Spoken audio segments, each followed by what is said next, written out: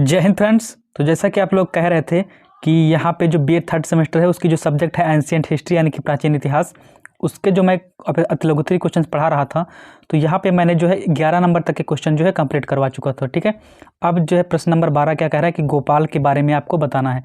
गोपाल कौन है, किस वंश का शासक है, इसके बारे में आपको यहाँ पे बताना है।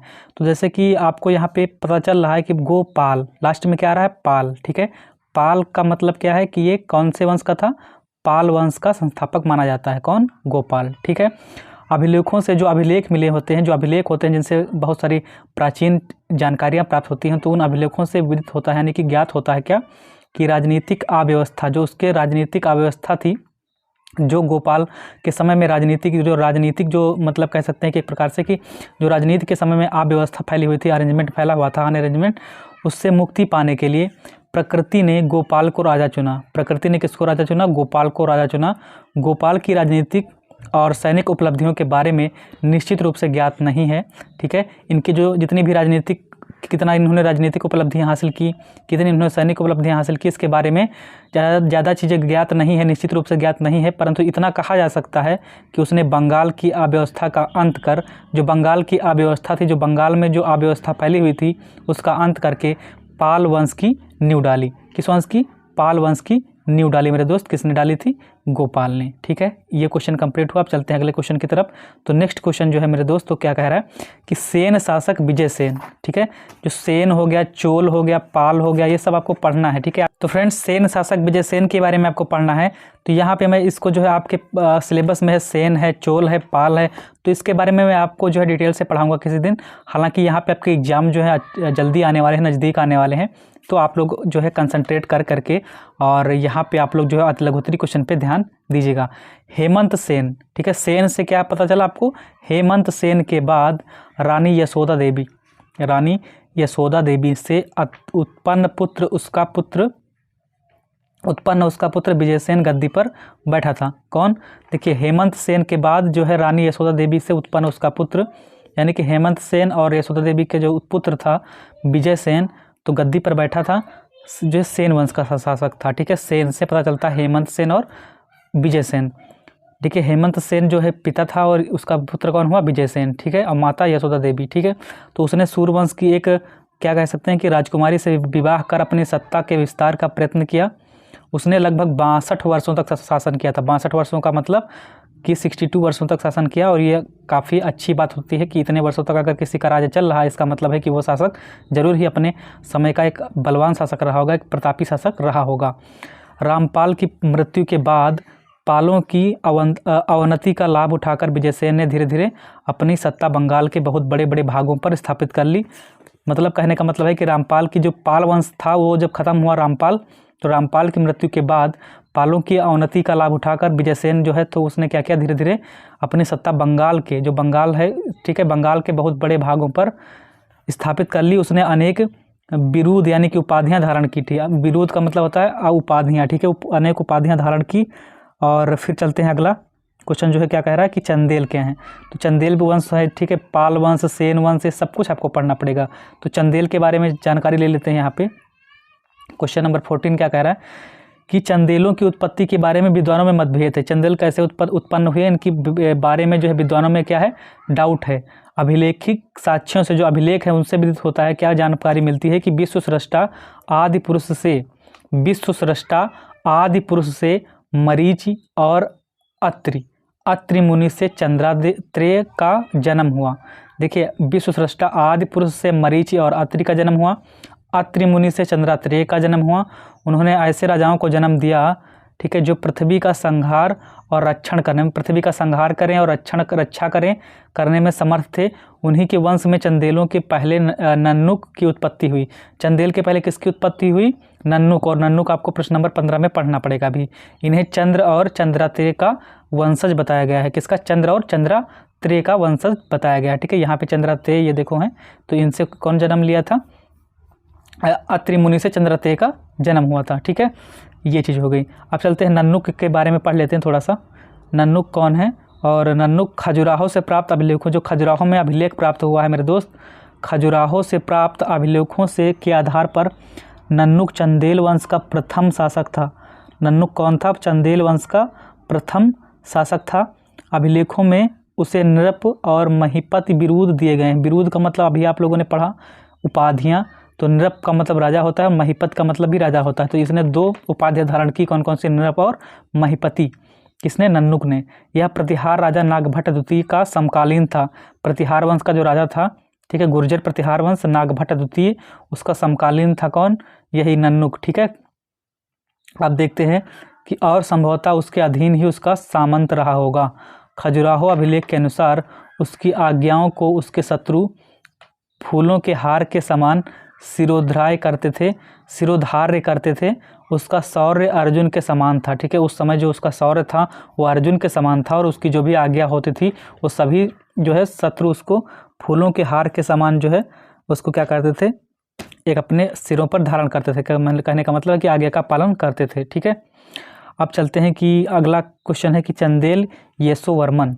ये बहुत मोस्ट इंपॉर्टेंट क्वेश्चन है, ये पक्का आ सकता है, ठीक है। ये जो क्वेश्चन जो है आप टिक लगा के रखिएगा, 3 स्टार बना के रखिएगा कि ये आ सकता है आपके एग्जाम में। अब यहाँ पे चलते हैं कि चंदेल यशोवर्मन का जो है, यशोवर्मन 930 ईस्वी में चंदेल वंश का राजा बना था। कब बना? 930 ईस्वी में। कब बना? 930 ईस्वी में राजा बना था यशोवर्मन जो है 930 चंदेल वंश का राजा बना था। गौड़, मिथिला, कोसल, मालवा, चेद, गुर्जर और कश्मीर प्रदेशों में उसने अपनी शक्ति बढ़ाई।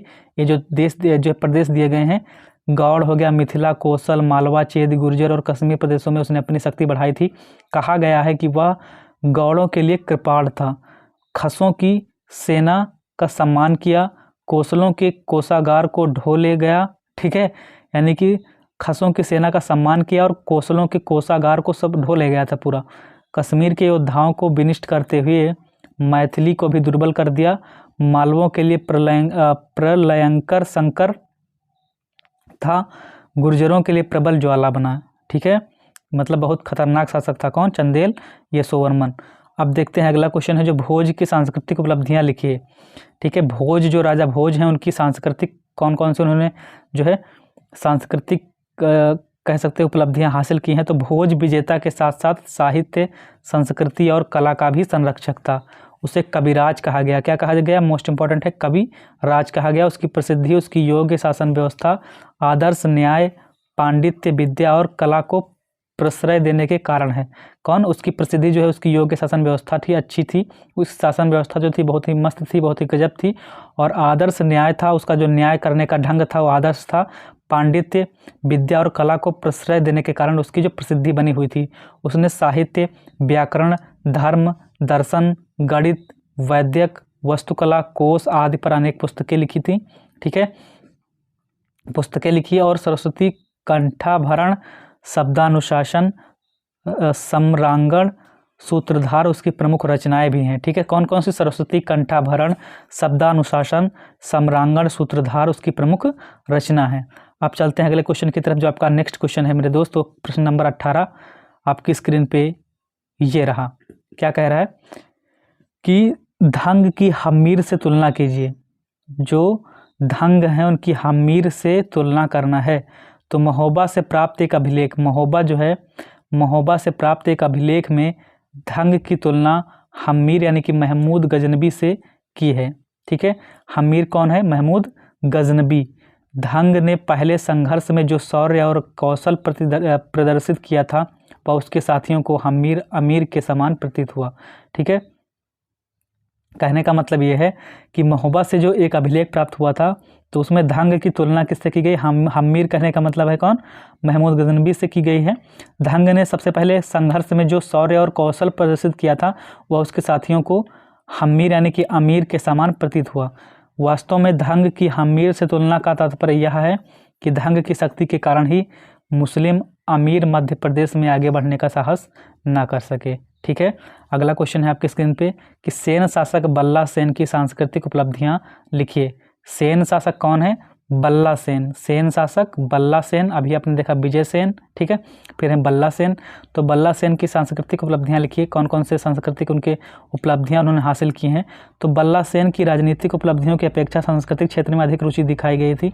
बल्ला सेन ने, कहा जाता है कि उसी ने कान्य कुब्ज से उन अनेक ब्राह्मण परिवारों को बुलाकर बंगाल में बसाया था जो आगे चलकर यहाँ की कुलीन प्रथा के जनक हुए। वह स्वयं विद्वान था कौन? बल्ला सेन, जिसने दान सागर नामक ग्रंथ की रचना की थी। अब यहाँ पे मोस्ट इंपॉर्टेंट क्वेश्चन है, दान सागर नामक ग्रंथ की रचना किसने की? कमेंट सेक्शन में कमेंट करके आपको बताना है। वह बृहस्पति की बुद्धि का प्रिया प्रेमी कहा गया। वह विद्वान और समाज सुधारक था। वह विद्वान और समाज सुधारक था। और दान सागर नामक ग्रंथ की रचना किसने की थी? कमेंट सेक्शन में कमेंट करके आपको बताना है तुरंत। चलते हैं अगले क्वेश्चन की तरफ। गाहड़वाल वंश जो है, गाहड़वाल के बारे में आपको यहाँ पे पढ़ना है। प्रश्न नंबर 20, कहा जाता है कि ययाति वंश में उसके सबसे छोटे पुत्र के वंशजों में देवदास पैदा हुआ था, जिसने काशी के आसपास शासन किया। वह शनि से पीड़ित था, परंतु उसने दुष्ट ग्रह की दुष्कृतियों और पीड़ाओं को टाला, इसलिए वह ग्रहवार यानी कि ग्रहों का निवारण करने वाला कहलाया। कौन कहलाया? ग्रहवार। कौन कहलाया? तो ग्रहवार कहलाया गाहड़वाल। गा से गाहड़वाल और गा से ग्रहवार। तो गाहड़वाल कौन कहलाया? ग्रहवार कहलाया। ठीक है, ग्रहों का निवारण करने वाला। इसका बिगड़ा हुआ रूप है गहरवार। गहरवार से ही बन गया क्या? गाहड़वाल। ठीक है, हो गया कालांतर में धर्मरक्षक होकर इतिहास में भी प्रसिद्ध हो गया गहरवार। ठीक है, गाहड़वाल वही गहरवार हो गया। अब चलते हैं अगले क्वेश्चन की तरफ। आपका अगला क्वेश्चन है जयचंद के बारे में बताना है। फिर मोस्ट इंपॉर्टेंट क्वेश्चन आएगा इसके नीचे वाला, वो भी पढ़ना है। जयचंद 1170 ईस्वी में गद्दी पर बैठा। कब बैठा था? 1170 ईस्वी में गद्दी पर बैठा था। वह विजयी, परम वैष्णव और दानी था। उसने गुजरात के सोलंकियों और तुर्कों को कई बार हराया था। कौन? जयचंद ने। देखिए, विजयी था, परम वैष्णव और दानी था। और फिर उसके बाद आपको कमेंट सेक्शन में कमेंट करके ये बताना है कि 930 ईस्वी में गद्दी पर कौन बैठा था। ठीक है, 930 अभी मैंने ऊपर पढ़ाया है कि 930 ईस्वी में कि कोई गद्दी पर बैठा था, तो आपको कमेंट सेक्शन में कमेंट करके बताना है कि 900। अगर आप लोग कंसंट्रेट होकर के पढ़ रहे होंगे तो आप लोग जरूर बता सकते हैं कि ठीक है।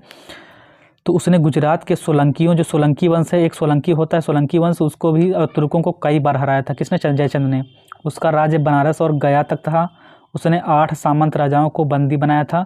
उसने अपनी पुत्री संयोगिता का, वही जो ये राजा जयचंद हैं जिन्होंने क्या किया, धोखे से और यहाँ पे गद्दारी कर करके जो आपके पृथ्वीराज चौहान थे उनकी मृत्यु का कारण बने थे। कौन? जयचंद। ठीक है, क्योंकि जयचंद की जो पुत्री थी संयोगिता, उससे जो है क्या कह सकते हैं, क्या जो संयोगिता है और जो पृथ्वीराज चौहान हैं, तो इनसे इनका प्रेम प्रसंग था। तो इसी के कारण क्या हुआ था कि जयचंद नहीं चाहते थे कि शादी इनकी साथ हो, तो इसीलिए क्या हुआ था कि जयचंद ने गद्दारी की थी। ठीक है, और पृथ्वीराज चौहान की मृत्यु का कारण बने थे। कौन? जयचंद। आप लोगों को पता होगा, नहीं पता होगा तो जान लीजिएगा। ठीक है, स्वयंवर में पृथ्वीराज द्वारा, ये देखो लिखा हुआ भी है कि पृथ्वीराज द्वारा संयोगिता के अपहरण से दोनों वंशों में शत्रुता बढ़ गई। ठीक है, कौन कौन से? जयचंद वंश और चाहवान वंश। 1194 ईस्वी की कन्नौज लड़ाई में, जो 1194 ईस्वी की, देखो 1170 ईस्वी में ये गद्दी पर बैठा था। 1194 ईस्वी की कन्नौज की लड़ाई में मोहम्मद गौरी द्वारा वह मारा गया था। मोहम्मद गौरी ने इसको भी सबसे पहले किसको निपटाया? सबसे पहले तो अपने जो पृथ्वीराज चौहान है इनको 17 बार आक्रमण करके हराया। मतलब 1191 ईस्वी में जो आपका युद्ध हुआ तराइन का प्रथम युद्ध, उसमें बुरी तरह हार करके भगा दिया था। किसने? आपके पृथ्वीराज चौहान जी ने। और फिर 1192 ईस्वी में जब तराइन का द्वितीय युद्ध हुआ था, तो वहाँ पे जयचंद की गद्दारी के कारण अपने पृथ्वीराज चौहान जी जो थे वो जो है आप क्या कह सकते हैं, जो है अपने भूलवश या फिर कह सकते हैं कि गद्दारी के कारण जो जयचंद की गद्दारी ने इनको मृत्यु का द्वार पहुंचा दिया। ठीक है, मृत्यु के द्वार तक। तो तराइन के प्रथम युद्ध के बारे में आप आगे देखते हैं, तो उसके बाद आपको जो है कहानी अच्छे से समझ में आएगी। तो तराइन के प्रथम युद्ध के बारे में जो है क्या लिखा हुआ कि यह युद्ध 1191 ईस्वी में कब हुआ था? मोस्ट इंपॉर्टेंट क्वेश्चन है कि 1191 ईस्वी में हुआ था। कब हुआ? 1191। जस्ट इसके बाद 1192 ईस्वी में होता है कौन सा? तराइन का द्वितीय युद्ध। तो यह युद्ध 1191 ईस्वी में पृथ्वीराज और मोहम्मद गौरी के मध्य हुआ था। तराइन यानी कि थानेश्वर तथा करनाल के बीच का जो एरिया है, थानेश्वर और करनाल के बीच का जो एरिया है उसे तराइन कहते हैं। केरल क्षेत्र में दोनों की सेनाओं के मध्य युद्ध हुआ। मोहम्मद गौरी बहुत बुरी तरह से जो है तराइन के युद्ध में पृथ्वीराज चौहान जी ने पटक का मारा था इनको। ठीक है, यदि एक खलजी सैनिक उसे लेकर रणभूमि से भाग न गया होता तो रक्त बहने से गौरी की मृत्यु हो जाती वहीं पर। मोहम्मद गौरी बड़ी कठिनाइयों से अपनी मातृभूमि को पहुंच सका। इस पराजय से मोहम्मद गौरी की प्रतिष्ठा को गहरा धक्का लगा था। जो पराजय हुई थी इससे मोहम्मद गौरी की प्रतिष्ठा को गहरा धक्का लगा। ठीक है, कहने का मतलब ये है कि जो पराजय हुई थी तो इससे जो मोहम्मद गौरी था वो बुरी तरीके से परास्त हो गया और उसको बहुत ख़राब लगा। यहाँ पे तराइन का द्वितीय युद्ध जो है उसके बारे में देख लेते हैं। तराइन का द्वितीय युद्ध जो आपके सामने इस वीडियो का लास्ट क्वेश्चन है, प्रश्न नंबर 23, तराइन का द्वितीय युद्ध। उत्तर, तराइन का द्वितीय युद्ध जो है वो निर्णायक सिद्ध हुआ था। तराइन का द्वितीय युद्ध निर्णायक सिद्ध हुआ। चौहानों की शक्ति नष्ट हो गई। जो चौहान थे, जो पृथ्वीराज चौहान, तो चौहान वंश जो जिसे चाहवान वंश कहते हैं, उनकी शक्ति धीरे धीरे नष्ट होने लगी थी। अजमेर, झांसी, सरस्वती, शिवालिक पहाड़ियाँ तथा अन्य दुर्ग मोहम्मद गौरी के अधिकार में आ गए थे। यह युद्ध इतिहास की एक युगांतकारी तथा परिवर्तनकारी घटना है। यह युद्ध निर्णायक सिद्ध हुआ और इसमें मोहम्मद गौरी की विजय निश्चित हो गई। अब मुसलमानों का कार्य बहुत आसान हो गया था। ठीक है, अब यहाँ पे तराइन के द्वितीय युद्ध के बारे में इसमें सन नहीं लिखा, लेकिन आप लोग जो जान लीजिएगा कि तराइन का द्वितीय युद्ध होता है 1192 ईस्वी में। 1192 ईस्वी में तराइन का द्वितीय युद्ध होता है, जिसमें मोहम्मद गौरी विजयी होता है। ठीक है, और यहाँ पे अपने जो पृथ्वीराज चौहान जी हैं वो हार जाते हैं। ठीक, तो उम्मीद करता हूँ कि आपको जितने भी क्वेश्चन आज के तो 23 नंबर तक के क्वेश्चन अच्छे से कंप्लीट हो गए होंगे। अब अगला वीडियो जो आएगा वो कम से कम 1 या 2 घंटे का होगा, जिसमें सारे अति लघुत्तरी मैं ख़त्म कर दूंगा। ठीक है, तो आप लोग उसको देखने के लिए तैयार रहिएगा। तो आज की वीडियो में इतना ही, मिलते हैं नेक्स्ट वीडियो में, तब तक के लिए जय हिंद, जय भारत।